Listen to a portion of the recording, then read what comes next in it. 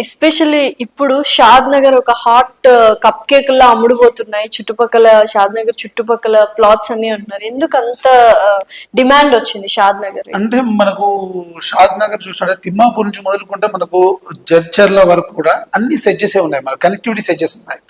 బెంగళూరు హైవేకి left and right రెండు వైపులా సెడ్జెస్ ఉండడం వల్ల ఏంటంటే ఎటు 5 కిలోమీటర్స్ మీద ఒక సెడ్జ్ వస్తుంది మనకు. ఆ సెడ్జ్ లో ఎంప్లాయ్మెంట్ ఉంది. ఇంకోటి ఏంటంటే బెంగళూరు హైవేలో ఉన్నటువంటి షాద్ నగర్ పర్టికులర్ లొకేషన్ లో ఉన్నటువంటి సెడ్జెస్ అడ్వాంటేజ్ ఏంటంటే పర్టికులర్ గా వన్ ఇండస్ట్రీ లేదు.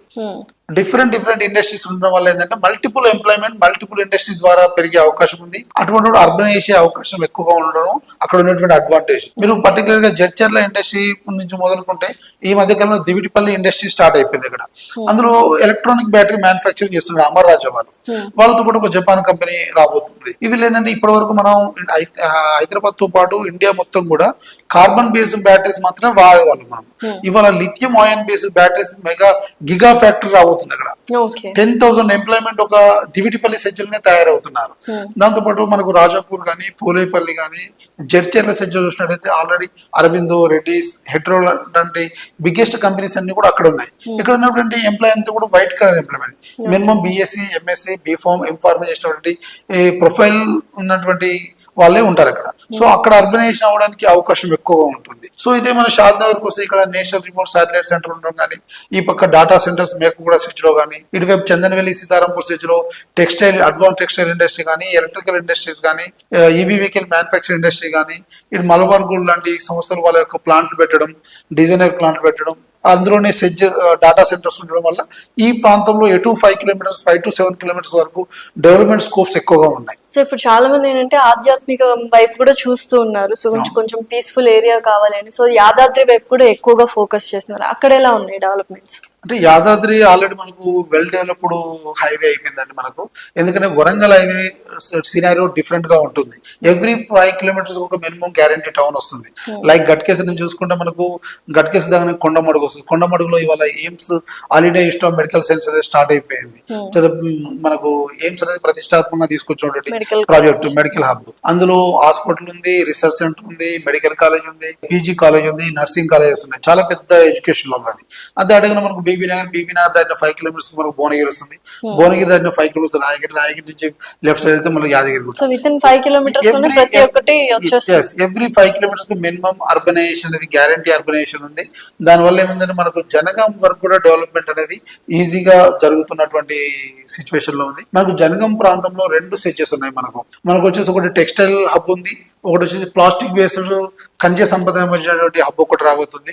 ఈ ఫార్మసీలో భాగంగా ఒక 1500 ఎకరాల్లో ఫార్మా హబ్ కూడా రాబోయే అవకాశం ఉంది మనకు జనగాం ప్రాంతంలో.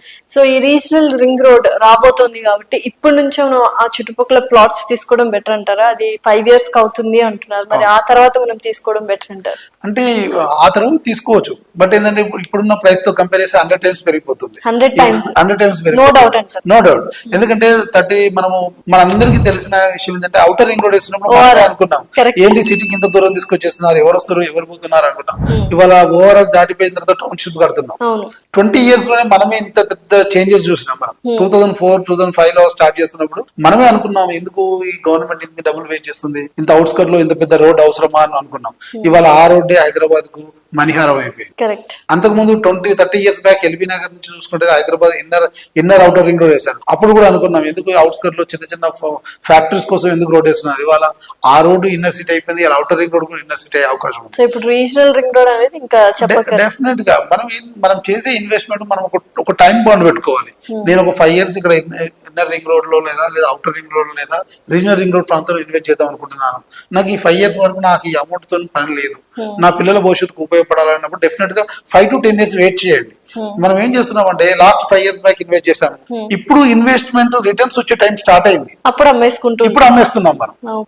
ఇప్పుడు రిటర్న్స్ ఒక ప్లాట్ కొంటే బేసిక్ గా హైదరాబాద్ అంటే మినిమం 5 years వెయిట్ చేయమంటారు. ఎందుకంటే మనం చేసినటువంటి ఇన్వెస్ట్మెంట్ మనం చూస్తున్నటువంటి లొకాలిటీ ఎక్కడుందో తెలియదు కదా అందరు చేసే ఇన్వెస్ట్మెంట్.